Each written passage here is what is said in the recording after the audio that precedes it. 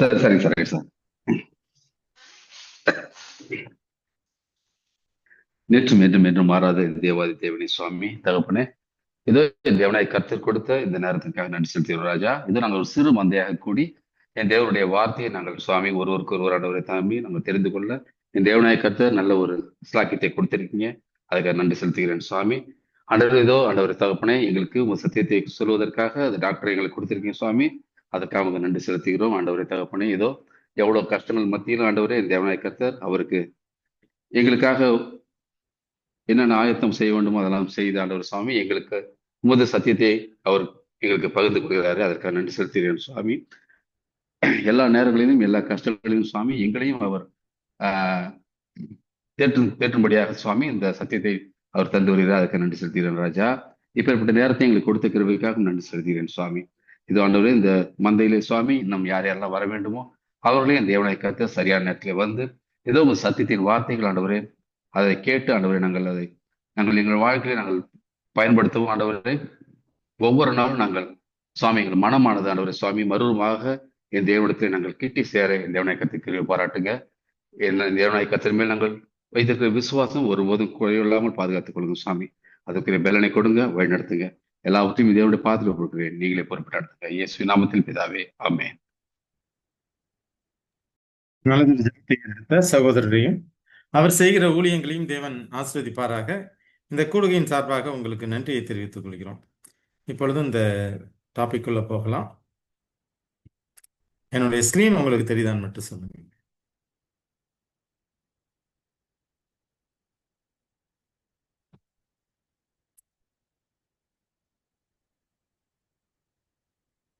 என்னுடைய ஸ்கிரீன் தெரியுதுங்களா ஷியாம்?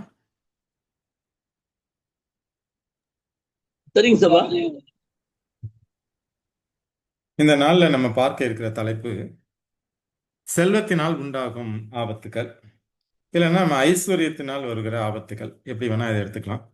ஸோ செல்வத்தினால் என்ன ஆபத்துக்கள் நம்ம ஏற்கனவே நம்ம பார்த்துருக்கோம். நம்மளுடைய முற்பிதாக்கள் எல்லாருமே செல்வ சீமன்களாக தான் இருந்திருக்காங்க. ஆனால் அவங்களுடைய ஆசை செல்வத்தின் மேலே இல்லை. நம்ம ஆபிரகாமை பார்த்துருக்கோம், ஈசாக்கை பார்த்துருக்கோம், யாக்கோபை பார்த்துருக்கோம். எல்லாரும் பெரிய பெரிய பணக்காரர்கள் தான். நிறைய அந்த காலத்தில் இருந்த இந்த சொத்து சுகங்கிறது ஆடு மாடுகள், சித்திரலான ஆடு மாடுகள் வேலையாட்களை வச்சுருந்துருக்காங்க. ஆனால் அவங்களுடைய ஆசை செல்வத்தின் மேலே இல்லை. நம்ம லோத்தோடைய வாழ்க்கையிலேருந்து அதை நம்ம கம்பேர் பண்ணி பார்த்தோம். ஸோ உண்மையிலேயே செல்வத்தின் மேலே யாருக்கு வாஞ்சி இருக்கோ அதனால வரக்கூடிய பிரச்சனைகளை தான் நம்ம பார்க்க இருக்கிறோம். இப்போ நம்மளுடைய மனசு எங்கே இருக்கணுங்கிறத அந்த டாபிக். இதுக்கு நம்ம ஒரு ஓமையை நம்ம எடுத்துக்கலாம். இந்த ஓமையை நம்ம எங்கேருந்து பார்க்குறோன்னா நம்ம லூக்கா அதிகாரத்திலேருந்து பார்க்குறோம். லூக்கா 12வது அதிகாரம். லூக்கா 12வது அதிகாரம் 13 to 15 வரைக்குள்ள வசனங்களை நான் வாசிக்கிறேன்.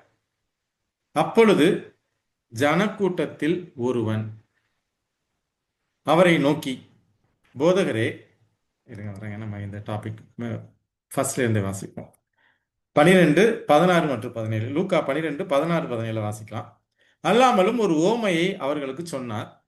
ஐஸ்வர்யம் உள்ள ஒருவனுடைய நிலம் நன்றாய் விளைந்தது. அப்பொழுது அவன், நான் என்ன செய்வேன், என் தானியங்களை சேர்த்து வைக்கிறதுக்கு இடமில்லையே. நமக்கு இந்த எல்லாருக்குமே இந்த ஓமை தெரியும், இருந்தாலும் ஒரு தடவை வாசிடலாம். அப்போ ஒரு பெரிய பணக்காரன், அவனுக்கு ஒரு நிலம் இருக்கு. இந்த வருஷம் என்னாச்சுன்னா அவனுக்கு நல்ல விளைச்சல், பயங்கரமான விளைச்சல். அப்போ அவன் என்ன யோசிக்கிறான்னா, யார்கிட்ட பேசுறான் அவன்? அப்பொழுது அவன், நான் என்ன செய்வேன், என் தானியங்களை சேர்த்து வைக்கிறதுக்கு இடமில்லையே அப்படின்னு யார்கிட்டையும் அவன் சொல்லலை. பக்கத்து வீட்டுக்காரங்கள்ட்ட இல்லை நண்பர்கள்ட்டையும் சொல்லலை. தனக்கு தானே பேசிக்கிறான்.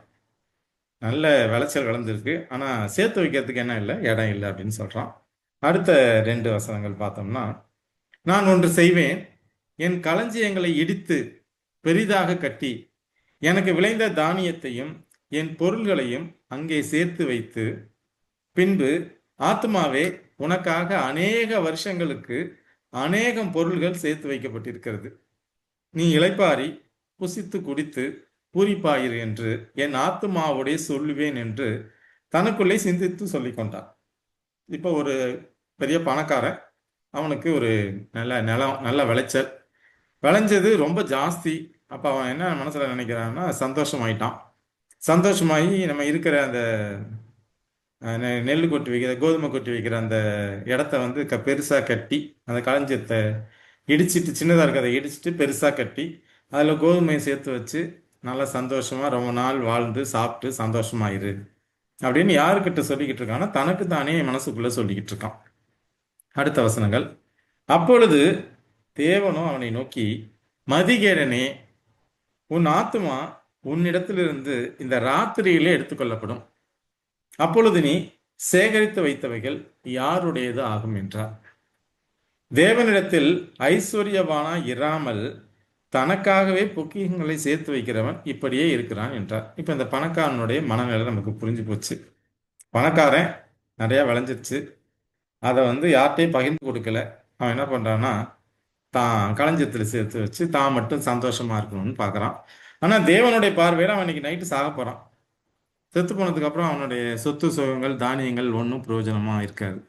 அப்போ எங்க என்னுடைய சொத்தை சேர்த்து வைக்கணும்னா பரலோகத்துல தான். இப்ப தேவனிடத்தில் ஐஸ்வர்யவனா இருக்கணும்னா பரலோகத்துல நம்ம சொத்தை சேர்த்து வைக்கணும்னா நான் என்னுடைய கேரக்டர்ல வளரணும், தேவனுக்கு பிரியமா வாழணும். இதுதான் வந்து அவன் செஞ்சிருக்கணும். தேவனுடைய ஊழியத்தை செய்யணும், ஊழியத்தை தாங்கணும், அவனும் பிரியமா வாழ்ந்திருக்கணும். ஆனா அவன் என்ன பண்றான்னா இங்க தனக்கான பொக்கிஷங்களை சேர்த்து வைக்கிறான். அவன் வந்து இந்த உலகத்துல நாம வந்து ஒரு காரியதரிசி, நம்ம ஒரு மேனேஜர், ஓனர் கிடையாது.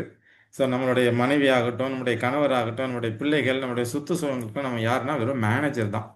எனக்கு இது கொடுக்கப்பட்டிருக்குது, இதை வந்து நான் திரும்ப விட்டுட்டு தான் போக போறேன் அப்படிங்கிற அவனுடைய நினைப்பு இல்லாம இதெல்லாம் எனக்கு அப்படிங்கிறத புரிஞ்சுக்கிறான். அப்போ இன்னைக்கு நிறைய உலகத்துல இருக்கிற மக்கள் எல்லாருமே கொடுக்கப்பட்டிருக்கிறது எல்லாமே என்னோடது அப்படிங்கிறது தான் அவங்க வந்து தனக்குத்தானே எஜமானன் நினைக்கிறாங்க. ஆக்சுவலா எஜமானன் தேவன், நாம வெறும் மேனேஜர், வெறும் காரியதரிசி, வெறும் உக்கரானக்காரன் அப்படிங்கிறத நம்ம வந்து புரிஞ்சு. இந்த உக்கரானக்காரன்ற வார்த்தை நல்ல சரியான வார்த்தை. ஸோ இப்படிதான் அவன் வந்து புரிஞ்சுக்கணும். ஆனா அவனுடைய பிரச்சனை என்னன்னா வேற ஒரு பிரச்சனையா இருக்கு. சொத்து சுகத்துக்கு மேல அவனுடைய ஆசை இருக்குங்கிறத நம்ம இந்த ஓமைகள்ல இருந்து பார்க்கிறோம். ஏன் தேவன் இந்த தேவையில்லாம ஒரு ஓமையை இந்த மாதிரி ஒரு விஷயத்த சொல்றாருன்னா, நம்ம அதுக்கு முன்னால 13 to 15க்குள்ள போனோம்னு வச்சுக்கோங்களேன்.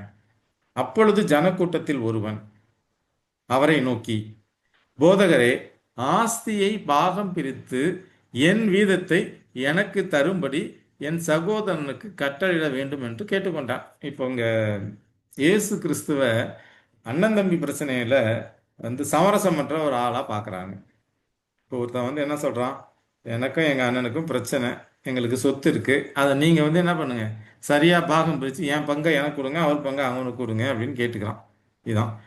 அதற்கு இயேசு கிறிஸ்து என்ன சொல்றாருன்னா, அதற்கு அவர், மனுஷனே, என்னை உங்களுக்கு நியாயாதிபதியாகவும் பங்கிடுகிறவனாகவும் வைத்தவன் யார் என்றார். அவருக்கு கொடுக்கப்பட்ட வருஷம் 3 வருஷம் தான் ஒரு ஊழியத்தை செய்கிறார். இதுல அவர் ஊழியத்தை செய்வாரா, மக்களுடைய வியாதியை குணப்படுத்துவாரா, இல்ல வந்து பங்கு பிரிச்சு கொடுப்பாராங்கிறத அவன் புரிஞ்சுக்கல. ஆனா தேவன் அந்த விஷயத்தை அவன்கிட்ட கேட்கிறார். பின்பு அவர்களை நோக்கி, பொருளாசையை குறித்து எச்சரிக்கையாய் இருங்கள். ஏனெனில் ஒருவனுக்கு எவ்வளவு திரளான ஆஸ்தி இருந்தாலும் அது அவனுக்கு ஜீவன் அல்ல என்றார். அவர் என்ன சொல்றாருன்னா, பொருளாசையை குறித்து எச்சரிக்கையா இருங்கப்பா. பண ஆசை யார்கிட்டையும் இருக்கக்கூடாது. ஒருத்தனுக்கு எவ்வளோ சொத்து சுகம் இருந்தாலும் அது அவனுக்கு உயிர் இல்லை. இப்போ ஜீவன், நித்திய ஜீவன் இங்கே எங்க இருக்குதுன்னா சொத்து சுகத்தில் இல்லை. அதை வச்சு நம்மளால வாங்க முடியாது. அது யார்கிட்ட இருக்குன்னா அது தேவன்கிட்ட இருக்கு. அவரால் மட்டும்தான் கொடுக்க முடியுங்கிறது தான் அவர் சொல்ல வர்ற கருத்து. அதற்காக தான் இந்த உலக ஓமையை சொல்றார். அப்படின்னா என்னுடைய சொத்து சுகத்து மேல என்னுடைய ஆசை இருக்காது, ஆசை இருக்கக்கூடாது, அது என்னை பரலோகத்துக்கு கொண்டு போய் சேர்க்காது. அப்ப எதன் மேலதான் எனக்கு வந்து ஆர்வம் இருக்கணும்னா தேவனுடைய குணத்தின் மேலதான். அதுதான் என்னை பரலோகத்துக்கு அழைச்சிட்டு போகும். நான் இந்த உலகத்திலிருந்து விட்டு எடுத்துக்கிட்டு போறது என்னுடைய கேரக்டரை மட்டும்தான். மற்ற எல்லாத்தையும் நான் விட்டுட்டு தான் போக போறேன். என்னுடைய எல்லா சொத்து சுகத்தையும் விட்டுட்டு என்னை பரலோகத்துக்கு கொண்டு போய் சேர்க்கறதுல நான் மரித்தோன்னு நான் எடுத்துக்கிட்டு போறது. நம்ம தான் வாசிக்கிறோம்ல, ஆவி தன்னை தந்த தேவனிடத்திற்கும் உடல் மண்ணுக்கும் திரும்பும் முன்னும் இந்த இடைப்பட்ட காலத்தில் உன் சிருஷ்டிகரை நினை. இப்போ தேவன் மனுஷனை எப்படி படைச்சாரு, மண்ணிலேருந்து படைச்சாரு. நம்மளுடைய நாசியில அவருடைய சுவாசத்தை ஊதினாரு, நம்ம ஜீவாத்மாகிறோம். இப்போ செத்து போனதுக்கு அப்புறம் ஆவி எங்க போகுதுன்னா தன்னை தந்து தேவன்கிட்ட போகுது. உடல் எங்கேருந்து எடுத்தாரோ மண்ணுக்குள்ள போயிடுது. அப்போ இங்கேருந்து அங்கே போறது எது எடுத்துட்டு போகுதுன்னா என்னுடைய கேரக்டர் தான் எடுத்துட்டு போகுது. இப்போ அதை தான் நம்ம சேர்த்து வைக்கணுமோ ஒழிய சொத்து சுகத்தை நம்ம விட்டுட்டு தான் போக போறோம். ஆனா இன்னைக்கு இந்த உலகம் அப்படி இருக்கிறது இல்லை, அதுக்கு ஆப்போசிட்டா தான் இருக்குங்கிறத நம்ம பார்க்க போறோம். அப்போ ஒரு மனுஷனுக்கு சொத்து சுகத்தின் மேல ஆர்வம் இருந்தா அவன் எப்படி இருப்பான், எப்படி பிஹேவ் பண்ணுவான். அப்படிங்கிற குறித்து ஒரு 6 கருத்துக்களை நம்ம வந்து இந்த டாபிக்ல பார்க்க இருக்கிறோம். முதலாவது ஒரு கருத்து, இப்போ அவனுக்கு வந்து என்ன விளைஞ்சிருக்குன்னா அதிக விளைச்சல். அப்ப அவன் போய் யார்கிட்ட போய் பேசியிருக்கணும்? ஒரு நல்ல விளைச்சல் விளையுது. இப்ப நமக்கே ஒரு எல்லாருக்கும் 40 மூட்டை விளையும் போது நமக்கு மட்டும் 60 70 80 மூட்டை நெல் விளையுது அப்படின்னா, நான் போய் முதல்ல யார்கிட்ட போய் பேசணும்னா, எனக்கு இந்த வருஷம் நல்லா விளைஞ்சிருச்சு, அதுக்கு நான் போட்ட உரம் தான் காரணம், நான் இப்படி பண்ணேன் அப்படி பண்ணேன், இதை நான் சேர்த்து வச்சு சந்தோஷமா சாப்பிடணும், அப்படியா பேசணும்? முதல்ல அவன் என்ன பண்ணியிருக்கனா, அதிக விளைச்சலுக்கு அவன் தேவனிடத்துல போய் நன்றி சொல்லியிருக்கணும். ஆனா அவன் என்ன பண்ணலன்னா, தேவனிடத்துல போகல. ஸோ முதலாவது அவன் பண்ண தப்பு என்னன்னா, அதிக விளைச்சலுக்காக அவன் போய் தேவனுக்கு நன்றி சொல்லியிருக்கணும், தேவன்கிட்ட போய் பேசியிருக்கணும். அவன் தேவன்கிட்ட பேசல, தேவன்கிட்ட நன்றி சொல்லலை. இப்போ இதுலேருந்து நமக்கு என்ன பாடம்னா, நமக்கும் நல்ல விஷயங்கள் நடந்தால் நம்ம முதல்ல போய் யார்கிட்ட சொல்லணும்னா தேவனுக்கிட்ட சொல்லணும், தேவனுக்கு நன்றி சொல்லணுங்கிறத நம்ம முதலாவதா ஒரு கருத்தை பார்க்கலாம். எரேமியா 5வது அதிகாரம்.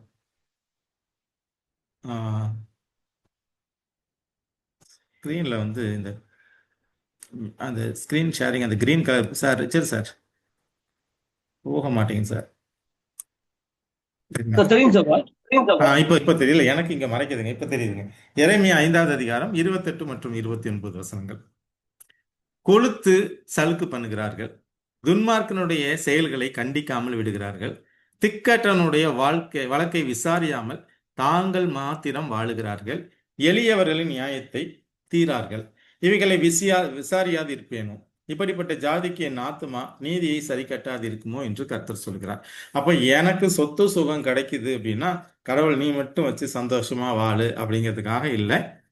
அது எனக்கு போக, அதாவது நம்ம எப்படி சொல்லுவோம்னா, ஒரு 100 ரூபாய் எனக்கு கிடைக்குது, நம்ம அதில் என்ன பண்ணுறோம்னா 10 ரூபாய் கிடைக்குது, ஒரு மாசத்துல 10 ரூபாய் சம்பளம்னு வச்சுக்கோமே.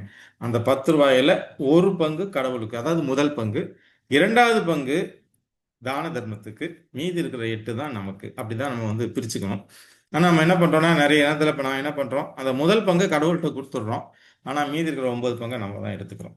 ஒவ்வொரு மனுஷன்கிட்ட கடவுள் ஒரு விளைச்சலை கொடுக்குறாரு, இல்லை சொத்து சுகங்களை கொடுக்குறாருன்னா என்ன பண்ணுறாங்கன்னா, அதை அவங்க மட்டும்தான் வச்சு வாழ்கிறாங்க. நம்ம பணக்கார வாலிபன் கதையிலே பார்க்குறோம். ஆனால் இங்கே என்ன சொல்கிறாருன்னா, தாங்கள் மாத்திரம் வாழுகிறார்கள், எளியவர்களின் நியாயத்தை தீரார்கள். இப்போ நாம் என்ன பண்ணணும்னா, மற்றவர்களுக்கு உதவி செய்யணும். நம்ம யோபுடைய வாழ்க்கையில் பார்க்குறோம், அந்த தெருவில் ஏழை யாரும் இருந்ததில்லைன்னு சொல்கிறாரு. நான் வந்து குருடனுக்கு கண்ணாகவும் சப்பானிக்கு காலாகவும் இருக்கிறேன் அப்படின்னு சொல்கிறாரு. ஸோ இந்த பணப்பக்குவம் நம்மகிட்டேயும் வரணும். அப்போ நம்மளுக்கு ஒரு வசதி வாய்ப்புகள் இருக்கும் பொழுது நம்ம எளியவர்களின் நியாயத்தை தீர்க்க வேண்டும் அப்படிங்கிறது நம்ம இந்த பாடத்திலிருந்து கத்துக்கிற அடுத்த ஒரு பாடம். அப்படி பண்ணணும் அப்படின்னு வந்து தேவன் நமக்கு ஆலோசனை சொல்றார். ஸோ இப்போ இது நம்ம 2வது கருத்தா பார்க்குறோம்.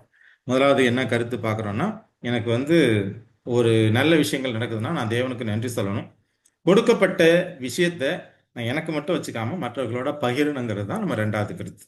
அடுத்தது, இந்த சொத்து சுகம் அதிகமா இருக்கிறது, பணத்தின் மேல ஆசை உள்ளவங்க என்ன பண்றாங்கன்னா, தேவனையே மறந்துடுறாங்க, இல்லைன்னா தேவனை அசட்டை பண்றாங்க. தேவங்களை ஒன்றும் பெருசா கண்டுக்கிறது இல்லை.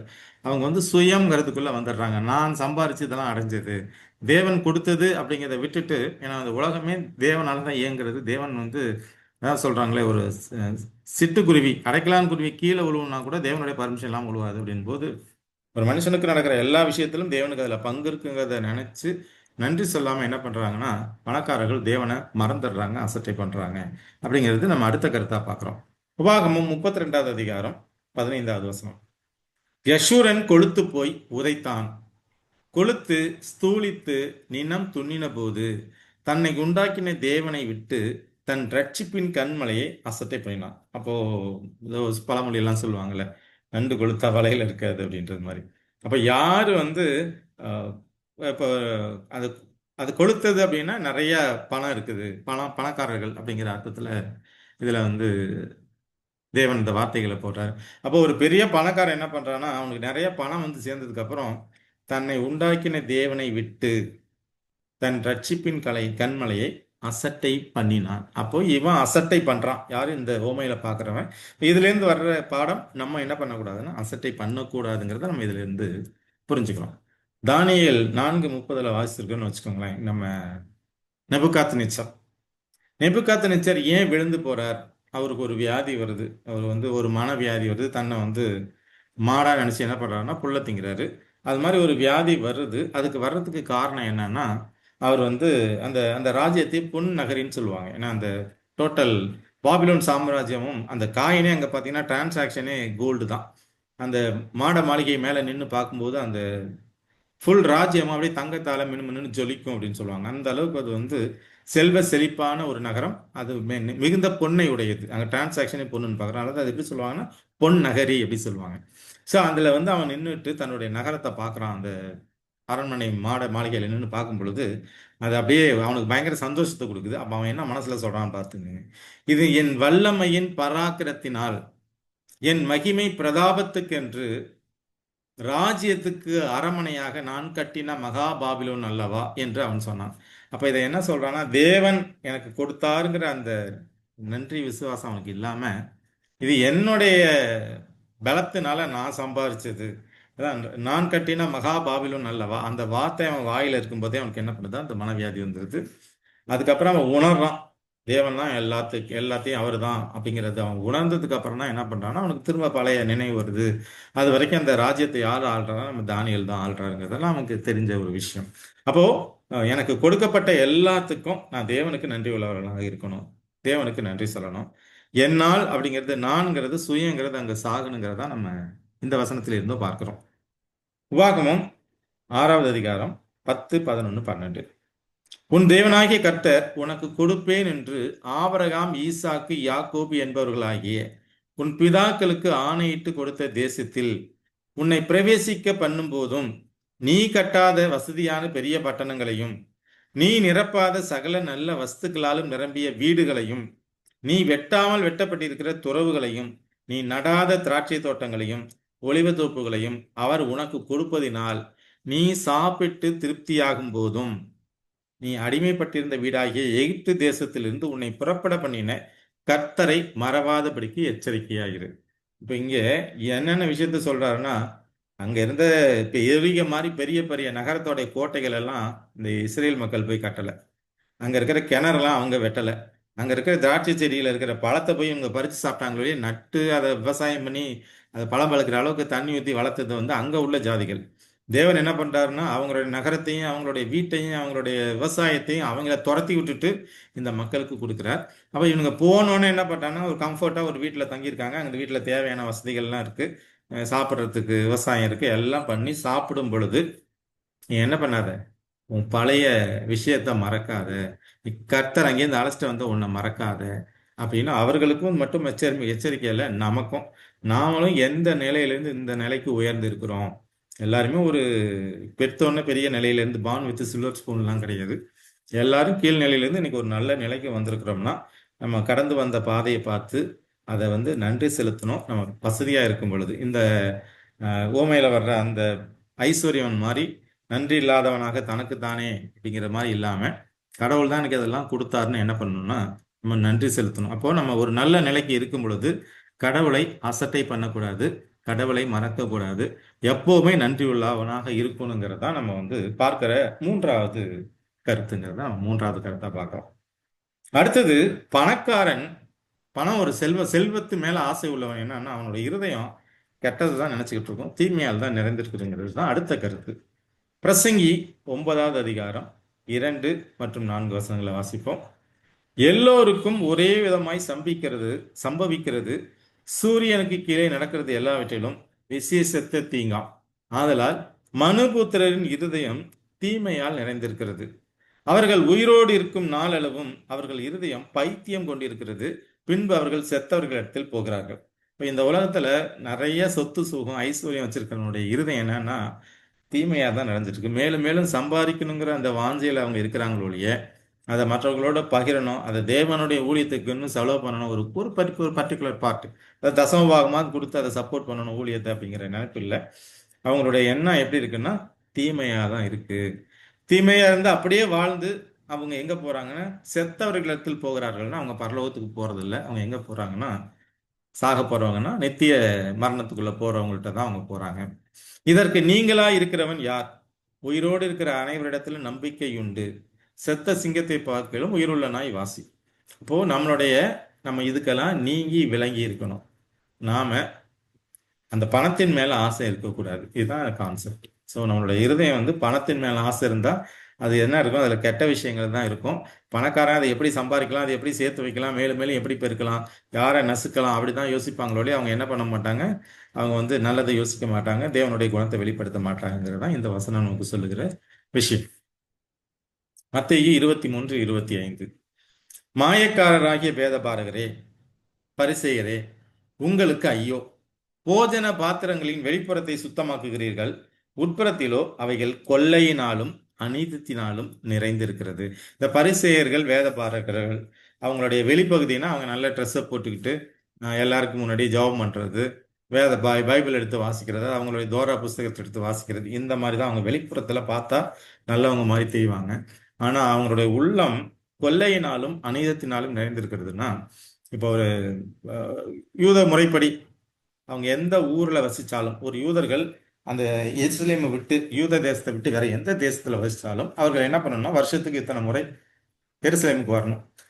வரும்போது என்ன பண்ணுவாங்கன்னா ஆட்டை பலி கொடுப்பாங்க. அங்கேருந்து கொண்டு வரக்கூடிய ஆடை கூட இந்த ஆலயத்துல பலி கொடுக்கறதுக்கு இந்த வேதபாரகர்கள் பரிசேயர்கள் ஒத்துக்க மாட்டாங்க. நீ அங்கேருந்து வெளிநாட்டு பணத்தை கொண்டு வந்து கொடுத்து என் பணமா மாத்தி அதுல நீ ஆடு வாங்கி அதுல நீங்க வெட்டி தான் பலி கொடுக்கணும் இப்படின்னு ஒரு ரூல்ஸ் அண்ட் ரெகுலேஷன்ஸ். அதுல அவங்க பணம் சம்பாதிப்பாங்க, கமிஷன், இங்க வந்து வாங்கும்போது கிடைக்கிற பணம். ஸோ எல்லாத்துலயும் அவங்களுக்கு பணம் காசு இதுல தான் அவங்களுடைய ஆர்வம் இருந்திருக்கு. ஸோ அப்போ தேவன் அதனால தான் என்ன சொல்றாரு, தேவன் என்னுடைய ஆலயத்தை வந்து நீங்க என்ன பண்றீங்க, வியாபார கூடமா ஆக்குறீங்க அப்படின்னு சொல்லி தான் என்ன பண்றாரு, அவர் எல்லாத்தையும் கவுத்து போட்டு எல்லாரையும் அடிச்சு துரத்துறாரு. அப்போ இந்த பரிசேயர்கள் வேதபாரர்களுடைய மனம் எதுல இருக்குன்னா பணத்துல தான் இருக்கு. இப்போ அந்த மாதிரி இருக்கும்போது அவங்க என்ன பண்றாங்கன்னா, அதான் கொள்ளையினாலும் மனிதத்தினால் கெட்டவங்களா அவங்க வாழ்றாங்க, தேவனை மறந்துடுறாங்க. அவங்களுடைய ஆர்வம் ஃபுல்லா எதுல இருக்குன்னா பணத்தின் மேல இருக்குது. அது போல நீங்களும் இருக்கக்கூடாது. நமக்கு இதுல இருந்து ஆலோசனை வருகிறத நம்ம பார்க்கிறோம். அதே போல எபிரேயர் 3:12, சகோதரரே, ஜீவனுள்ள தேவனை விட்டு விலகுவதற்கு ஏதுவான அவிசுவாசம் உள்ள பொல்லாத இருதயம் உங்கள் ஒருவனுக்கும் இராதபடிக்கு நீங்கள் எச்சரிக்கையாயிருங்கள்.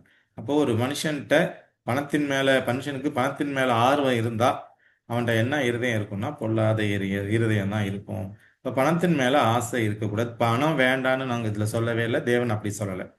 எதன் மேல எனக்கு ஆர்வம் இருக்கு, பணத்தின் மேலா தேவனின் மேலா?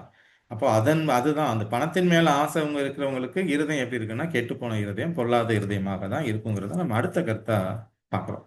அப்போ பணத்தின் மேல ஆசை இருக்கிறவங்களுக்கு, ஐஸ்வர்யவான்களுக்கு, அவங்களால தேவனை என்ன பண்ண முடியாதுன்னா தேவனுடைய மனசையோ தேவனையோ புரிந்து கொள்ள முடியாது அப்படின்றது அடுத்த கருத்து.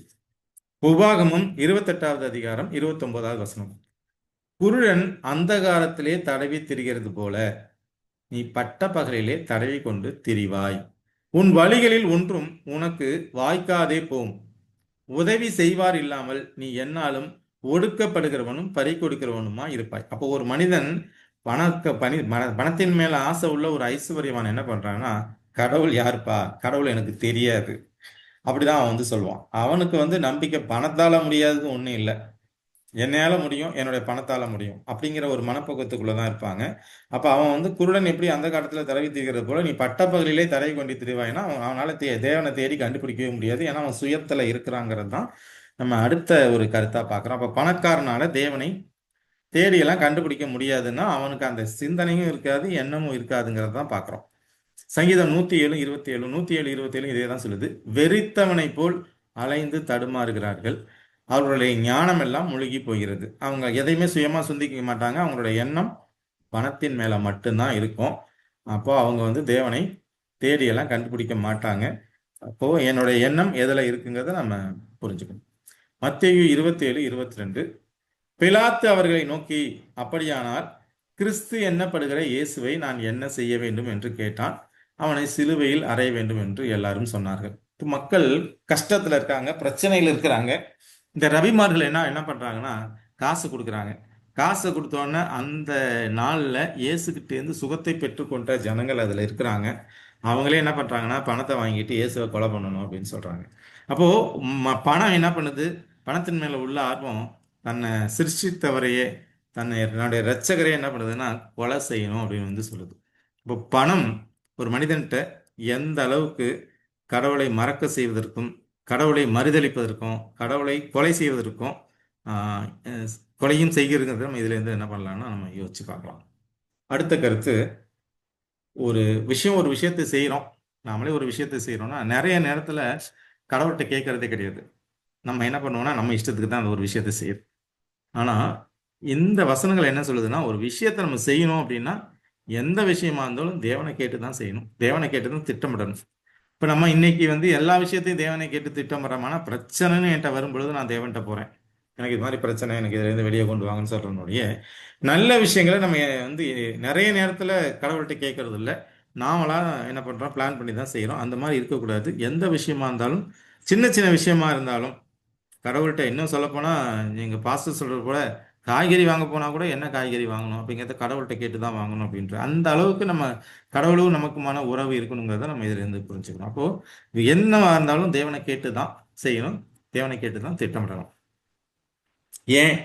யாக்கோபு 4வது அதிகாரம் 13 மற்றும் 14 வசனங்கள். மேலும் நாங்கள் இன்றைக்கு அல்லது நாளைக்கு இன்ன பட்டணத்திற்கு போய் அங்கே ஒரு வருஷம் தங்கி வியாபாரம் செய்து சம்பாத்தியம் பண்ணுவோம் என்கிறவர்களை கேளுங்கள். நாளைக்கு நடப்பது உங்களுக்கு தெரியாதே. உங்கள் ஜீவன் எப்படிப்பட்டது? கொஞ்ச காலம் தோன்றி பின்பு தோன்றாமற் போகிற புகையை போல் இருக்கிறது. ஆனால் ஒரு விஷயம், ஒரு வீடை கட்டணும், இல்லை ஒரு கார் வாங்குறோம், இல்லை இங்கே போகிறேன், இந்த இடத்துல ஷிஃப்ட் ஆக போய் எது செஞ்சாலும் நாளைக்கு என்ன நடக்க போகுதுன்னு நமக்கு தெரியாது. அதனால எது செய்தாலும் தேவனுடைய சித்தம் என்ன அப்படிங்கிறத கேட்டு தான் நம்ம செய்யணுங்கிறத நம்ம புரிஞ்சுக்கணும். எந்த விஷயமா இருந்தாலும் தேவனுடைய ஒப்புதல் இல்லாமல் செய்யக்கூடாது. ஒரு சில டைம்ல நம்ம எதை செஞ்சுட்டு போய் திரும்ப கடவுள்கிட்ட போகும்போது தொலைஞ்சுப்போ அப்படின்னு சொல்லி விட்டுட்டு போறாரு. ஆனால் நம்ம என்ன பண்ணணும்னா, செய்யறதுக்கு முன்னாலேயே போய் தேவன்கிட்ட கேட்டுட்டு தான் செய்யணும் அப்படிங்கிறது தான் நம்ம இதுல இருந்து போச்சு. எந்த வேலை செஞ்சாலும் தேவன்கிட்ட கேட்காம என்ன பண்ணக்கூடாது, செய்யக்கூடாது. இப்போ இங்கே ஆதியாகமம் 11வது அதிகாரம் 4வது வசனத்துல தேவனை கேட்கல இந்த இந்த முதல் வேட்டைக்காரன். அவனை வச்சு என்ன பண்றாங்கன்னா பாபிலோன் கோபுரம் கட்டுறாங்க. ஆனா அந்த கோபுரம் என்ன பண்ணல, முடியல. பின்னும் அவர்கள், நான் பூமியின் மீதெங்கும் சிதறி போகாதபடிக்கு நமக்கு ஒரு நகரத்தையும் வானத்தை அளாவும் சிகரமுள்ள ஒரு கோபுரத்தையும் கட்டி நமக்கு பேர் உண்டாக பண்ணுவோம் வாருங்கள் என்று சொல்லி கொண்டார்கள்.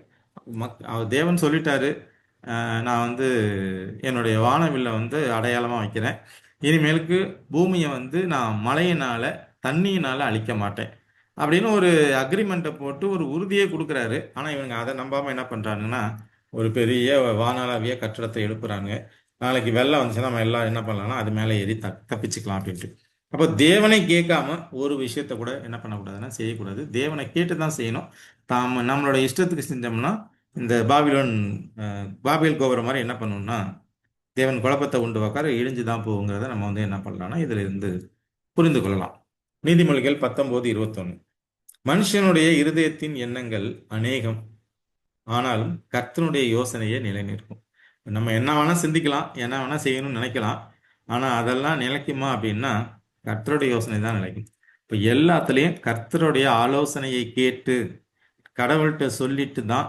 இயேசு கிறிஸ்துவோடைய வாழ்க்கையில பார்த்தோம்னா அதிகாலையில இருட்டோடு எழுந்து போய் உயரமான மலைப்பாங்கான இடத்துல உட்காந்து பிதா கிட்ட கேட்பாரு, இன்னைக்கு நான் என்ன பண்ணணும், இல்லை நீ போய் இன்னைக்கு சக்கையை வீட்டுக்கு போ, இல்லை நீ இங்கே போ அங்கே போ அப்படின்னு அவர் பிதா போட்டு கொடுக்குற பிளானை தான் என்ன பண்ணுவார்னா இயேசு கிறிஸ்து அன்றைய நாளில் செய்வார். இயேசு கிறிஸ்துவால தனியாக செய்ய முடியாதுன்னா செய்ய முடியும், ஆனாலும் பிதாவை கேட்காம ஒரு நாளும் அவர் செய்யறதில்லை. அதே போல நாமளும் நம்மளுடைய அன்றாட வேலைகளில் கூட தேவனை கேட்டு தான் ஒவ்வொரு விஷயத்தையும் செய்யணும். அப்படி நம்ம பழகிக்கணும். அந்த மாதிரி ஒரு இது 7 நாளே நம்ம என்ன பண்ணோம்னா தேவனை கேட்காம ஒரு விஷயத்தை கூட செய்யக்கூடாதுங்கிறது தான் நம்ம புரிஞ்சுக்கிற விஷயங்கள். யோவான் 15:5, நானே திராட்சை செடி, நீங்கள் கொடிகள். ஒருவன் என்னிலும் நான் அவனிலும் நிலைத்திருந்தால் அவன் மிகுந்த கனிகளை கொடுப்பான். என்னை அல்லாமல் உங்களால் ஒன்றும் செய்யக்கூடாது. இப்போ நாம கனி கொடுக்கணும் அப்படின்னா நம்ம யாரோட சேர்ந்து இருக்கணும்னா இயேசு கிறிஸ்துவோட, தேவனோட சேர்ந்து இருந்தால் மட்டும்தான் நம்மளால கனிகளை கொடுக்க முடியும். என்னை இல்லாமல் உங்களால் ஒன்றும் செய்ய முடியாதுன்னா நம்ம அவரை இல்லாமல் நம்மளால தனிப்பட்ட விஷயத்துல ஒன்றும் செய்யாது. உலக காசை சம்பாதிக்கலாம், அதை வச்சு நம்ம என்ன பண்ண போறோம், அது என்னை பரலோகத்துக்கு கொண்டு போய் சேர்க்காது. அப்படிதான் வசனங்கள்ல வாசிக்கிறோம். அப்ப எதை செய்தாலும், 5வது கருத்துல, எதை செய்தாலும் நம்மளுடைய தேவனுடைய ஆலோசனையை கேட்டு தான் செய்யணுங்கிறத நம்ம புரிஞ்சுக்கணும். உபாகமம் 29:5, கர்த்தராகிய நான் உங்கள் தேவன் என்று நீங்கள் அறிந்து கொள்ளும்படிக்கு நான் 40 வருஷம் உங்களை வனாந்திரத்தில் நடத்தினேன். உங்கள் மேல் இருந்த வஸ்திரம் பழதாய் போகவும் இல்லை, உங்கள் காலில் இருந்த பாதரட்சைகள் பழையதாய் போகவும் இல்லை. இந்த 40 வருஷம் எகிப்திலேருந்து வந்த ஜனங்களை வந்து வனாந்திரத்தில் நடத்துறாரு. ஆனால் அவனுங்க ட்ரெஸ்ஸு கிழியில, ட்ரெஸ்ஸு அழுக்காகலை, காலில் போட்டிருந்த செருப்பு தேயில. தேவனால எல்லாம் கூடும், அவரால் என்ன வேணால் பண்ண முடியும் நாம் அவரோட சேர்ந்து இருக்கும் பொழுது அப்படிங்கிறத நம்ம புரிஞ்சுக்கணும். அடுத்த கடைசியாக அடுத்து ஒரு சில விஷயத்துல தேவன் தற்காலிகமான ஆசீர்வாதத்தை கொடுக்குறார். ஒருத்தருக்கு திடீர்னு பணம் வருது, பெரிய ஆள் ஆகிறாருன்னா தற்காலிகமான ஆசீர்வாதம் தான். ஆனா ஆசீர்வாதம்னா என்னன்னா அது பரலோகத்துக்குள்ள போறது ஆசீர்வாதம். சும்மா அந்த டெம்பரரி ஆசீர்வாதம். சும்மா ஒரு எக்ஸாம்பிள் மட்டும் இதுல பார்க்கலாம். 2 சாமுவேல் 6வது அதிகாரம் 11வது வசனம். கர்த்தருடைய பெட்டி கித்தியனாகிய ஓபேத் ஏதோமின் வீட்டிலே 3 மாதம் இருக்கையில் கர்த்தர் ஓபேத் ஏதோமையும் அவன் வீட்டார் அனைவரையும் ஆசீர்வதித்தார். அந்த 3 மாசம் கர்த்தருடைய பெட்டி, உடன்படிக்கை பெட்டி, அது வந்து எங்கே அந்த இடத்துல இறங்குது, ஒரு வீட்டில் இறங்கிடுது. அந்த பேசிட்டேருந்து கொண்டு வரும்போது அந்த இடத்துல கூட அந்த ஊசா போய் தொடும்போது அவனை கர்த்தர் என்ன பண்ணுவார்னா அவனை தொட்டவொன்னே அடிச்சு காலி பண்ணிடுவார். ஸோ அந்த இடத்துல ஒரு 3 மாசம் இருக்கும் பொழுது அப்புறம் தான் அவர் பழி காணிக்கைகள்லாம் தாவீது கொண்டு வந்து கொடுத்து என்ன பண்ணுவாங்கன்னா பெட்டியை வந்து எங்கே கொண்டு போவாங்கன்னா எருசலேம் கொண்டு போவாங்க. அப்போ அந்த 3 மாசம் அந்த ஓபேத் ஏதமோட வீட்டை வந்து தேவன் பயங்கரமாக ஆசீர்வதிப்பார். அந்த மாதிரி ஒரு டெம்பரவரியான ஆசீர்வாதம் அப்படிங்கிறது இந்த உலக வாழ்க்கையில பணம் சம்பாதிக்கிறது இல்லை வேற ஒரு விஷயத்துல அது டெம்பரவரியான ஆசீர்வாதமோடைய அது நிரந்தர ஆசீர்வாதம் இல்லை. நிரந்தர ஆசீர்வாதம்னா நம்ம வந்து ரட்சிப்பின் பாதையில் நடந்து முழுசா கடவுள்கிட்ட போய் சேர்றது. அப்போ ஒரு மனுஷன்ட்ட ஒரு பணம் வந்துருச்சுன்னு உடனே அவனை கடவுள் ஆசீர்வதிச்சிட்டார் அப்படின்னு நம்ம எதிர்க்கு எடுத்துக்க முடியாது. அது டெம்பரவரியான ஆசீர்வாதம். ஸோ அப்போ இந்த டாபிக்ல நம்ம பார்க்கறது என்னன்னா, பணம் தேவைதான், ஆனா என் மனசு எதன் மேல இருக்கு? எனக்கு கொடுக்கப்பட்ட பணத்தை வைத்துக்கொண்டு நான் வந்து எது என்னால் சம்பாதிக்கப்பட்டதுன்ட்டு நம்ம நேச்சர் மாதிரி சொல்கிறோமா, இல்லை கடவுளை விட்டுட்டு நம்ம சுயத்துக்கு எல்லாம் செய்கிறோமா, இல்லை கடவுள்கிட்ட ஆலோசனையே கேட்குறதே இல்லையா, இல்லை பணம் தான் என்னுடைய வாழ்க்கையில், அதை வச்சு நான் எல்லாம் என்னால் வாங்க முடியும், அந்த மாதிரி மனப்பக்குவத்துக்குள்ளே இருக்கணுமா? அந்த மாதிரி இல்லாமல் எனக்கு கடவுள் முதல்ல கொடுக்குறாருன்னா நான் முதல்ல கடவுளுக்கு நன்றி சொல்லணும். அதை மற்றவர்களோடு சுற்றி இருக்கிறவர்களோடு தேவையில் இருக்கிறவங்களோடு பகிரணும். எதை செய்தாலும் தேவன்கிட்ட வந்து ஆலோசனை கேட்டு செய்யணும். இந்த மாதிரி விஷயங்களை நம்ம பணத்தின் மேலே முழு ஆசையை வைக்காமல் தேவன் மேலே ஆசையை வச்சு பரலோகத்தின் மேலே ஆசை வச்சு நடக்கும் பொழுது நம்ம வந்து ரட்சிப்பின் பாதையில் நடந்து கடைசியில் ரட்சிப்பை சுதந்திரித்துக் கொள்வோம். சங்கீதம் 62:10. கொடுமையை நம்பாதிருங்கள், கொள்ளையினால் பெருமை பாராட்டிதிருங்கள், ஐஸ்வர்யம் விருத்தியானால் இருதயத்தை அதன் மேல் வைக்காதிருங்கள். அப்போ என்கிட்ட வந்து பணம் வருதுன்னா என் மனசு எங்கே இருக்கக்கூடாது? பணத்து மேலே இருக்கக்கூடாது. இது ஆபிரகாம் மாதிரி பரலோகத்தின் மேலே தான் இருக்கணும், கூடாரவாசியாக தான் நம்ம இருக்கணும் மொழிய. விட்டுட்டு போக சொன்னால் விட்டுட்டு போகிற அளவுக்கு நம்ம வந்து அதை மனசில் வச்சுக்கணும் மொழிய. லோத்து போல அந்த அவர் வீட்டை கட்டி அங்கே இருந்தாருன்னா அந்த வீட்டை விட்டுட்டு போகிறதுக்கு அவருக்கு மனசு இல்லை. போன வாரத்துக்கு முன்னாடி வர நம்ம பார்த்தோம். ஸோ லோத்துடைய வாழ்க்கையிலேருந்து நமக்கு எடுத்த என்ன பாடம்? அந்த சொத்து பத்து மேலே ஆசை வைக்கக்கூடாது. ஆபிரகாம் மாதிரி அவ்வளோ பெரிய கானான் தேசத்தை கொடுப்பேன்னு சொன்ன இடத்துல அவர் என்ன பண்ணலன்னா வீடு கட்டலை. இப்போ என் இருதயம் ஐஸ்வர்யத்தின் மேலே இருக்கக்கூடாது, தேவன் மேலே தான் இருக்கணுங்கிறத இதில் புரிஞ்சுக்கிறோம். மத்தேயு 19:24. மேலும் ஐஸ்வர்யவான் தேவனுடைய ராஜ்யத்தில் பிரவேசிப்பதை பார்க்கிலும் ஒட்டகமானது ஊசியின் காதிலே நுழைவது எளிதாயிருக்கும் என்று உங்களுக்கு சொல்கிறேன் என்றார். இப்போ ஒட்டகமானது ஊசின்னா நம்ம தைக்கிற ஊசி காதுக்குள்ள ஒட்டகத்தை உள்ள நுழைச்சிடலாமா? அப்படி கிடையாது. அந்த எருசலேமுடைய சுவர், அந்த எருசலேமுடைய மதில் சுவரில் ஊசி காதுன்னு ஒன்று இருக்குங்க. அந்த ஊசி காதுங்கிறது ஒட்டகம் நுழைய முடியாத அளவுக்கு கொஞ்சம் குட்டையான ஒரு வழி. நம்ம நடந்து போகலாம், ஆனால் ஒட்டகம் வந்து என்ன பண்ணாதுன்னா அதுக்குள்ள நுழைக்க முடியாது. ஸோ அந்த மாதிரியான ஒரு பாதை, அந்த ஒரு பாதை தான், அதை தான் ஒட்டகமானது ஊசியின் காது அப்படின்னு சொல்றாங்க. அப்போ ஐஸ்வர்யவான்னா பணக்காரன் எல்லாம் தேவனுடைய ராஜ்யத்துல பிரவேசிக்க மாட்டான் அப்படிங்கிறது இல்லை. பணத்தின் மேல தான் மனசை வச்சிருக்கிறவன் பிரவேசிக்க மாட்டானுடைய. பெரிய பெரிய நம்மளுடைய முற்பிதாக்கள் பணக்காரர்கள்லாம் அந்த பரலோக பாதையில தான் நடந்தாங்க. அதனால நம்முடைய எண்ணம், நம்மளுடைய சிந்தனை தேவனுடைய ராஜ்யத்தின் மேல இருக்கணும், தேவனுடைய அன்பின் மேல இருக்கணும், பணத்தின் மேல இருக்கக்கூடாதுங்கிறது தான் நம்ம இந்த பாடத்திலிருந்து கற்றுக்கிற விஷயம். நல்லதொரு பாடத்தை தேவன் நமக்கு கொடுத்திருக்கிறார். நம்ம இதன்படி வாழ்க்கையை நடத்துவோம். வாய்ப்பை கொடுத்த தேவனுக்கும் இந்த கூடுகையில் பங்கு பெற்ற உங்கள் அனைவருக்கும் என்னுடைய நன்றியை தெரிவித்துக் கொள்கிறேன். ஆமாம். இந்த டாபிக்ல ஏதாவது நம்ம டிஸ்கஸ் பண்ணணும்னா நம்ம டிஸ்கஸ் பண்ணலாம் என்று எண்ணுகிறேன். என் நீதி நியாயங்கள் அழுக்கான கந்தைகள் என்று எண்ணுகிறேன் சுவாமி. அப்பா, ஏதோ உம்முடைய அன்பு மாத்திரமே கர்த்தாவே விலையேற பெற்றது. உம்முடைய கிருபை மாத்திரமே விலையேற பெற்றது என்பதை நாங்கள் எங்கள் உள்ளத்திலே உணர்ந்து கொண்டு சுவாமி, உம்முடைய சத்திய வசனத்தை பிடித்துக் கொண்டு வாழத்தக்கவர்களாக ஆண்டவரே, கர்த்தாவே இதோ நாங்கள் பணத்தாசை கொண்டவர்களாக இல்லாமல் சுவாமி, உம்முடைய வசனத்தின் மீது நாங்கள் அதிக அதிகமாய் ஆசை கொண்டு ஆண்டவரே, அதை படிக்கவும் அந்த சத்திய வசனத்தை ஆண்டவரே மூலமாக உம்மோடு கூட நாங்கள் பேசும் நீங்க கிருபை செய்ய வேண்டுமா கூட கெஞ்சி ஜெபிக்கிறோம் ஆண்டவரே. அப்பா இதோ இந்த அருமையான ஜெப வேலையை கொடுத்து சுவாமி வழிநடத்தி சென்ற உம்முடைய தாசனுக்காக இந்த வேளையில வருகிறோம் சுவாமி. மகனுக்கு ஆண்டவரே பரிசுத்தாவியானவர் தாமே நீர் வழிநடத்தி வருகிற தயவுக்காக நன்றி செலுத்துகிறோம். மகனுடைய ஊழியம் சிறக்க நீங்க கிருபை செய்யுங்க சுவாமி. அநேக ஆத்துமாக்களை ஆயத்தப்படுத்துவோம் ஆண்டவரே. இதோ உம்முடைய சத்திய வசனத்தை அவர்கள் அறிந்து கொள்ளவும் மகன் மூலியமாக நீங்க செய்து வருகிற கிருபைக்காக நன்றி செலுத்துகிறோம். இந்த செப வேலையை நீங்கள் ஆசீர்வத்து கொடுங்க சுவாமி. கர்த்தாவே இதோ அன்று ஆண்டவரே ஆபிரகாம் மடியிலே ஏழை லாசரு தான் ஆண்டவரே இருந்தான். அந்த பணக்காரன் அந்த செல்வந்தன் ஆண்டவரே இதோ தனக்கு ஒரு சொட்டு நீரை கொடுக்கும்படி கெஞ்சினான் சுவாமி. நாங்கள் எங்களுடைய ஜீவியத்தில் ஆண்டவரே பணத்திற்கும் ஆண்டவரே மீதி உலக லௌகீக காரியங்களுக்கும் இடம் கொடுக்காமல் சுவாமி உம்முடைய சத்திய வசனத்திற்கே நாங்கள் முன்பாக நிற்க நீங்க கிருபை செய்யுங்க. துதி கன மகிமை எல்லாவற்றையும் உமக்கு ஏறடிக்கிறோம். மீட்பர் இயேசுவின் நாமத்திலே நாங்கள் இந்த ஜெபத்தை ஏறடிக்கிறோம். ஜெபம் கேளும் நல்ல பிதாவே, ஆமென்.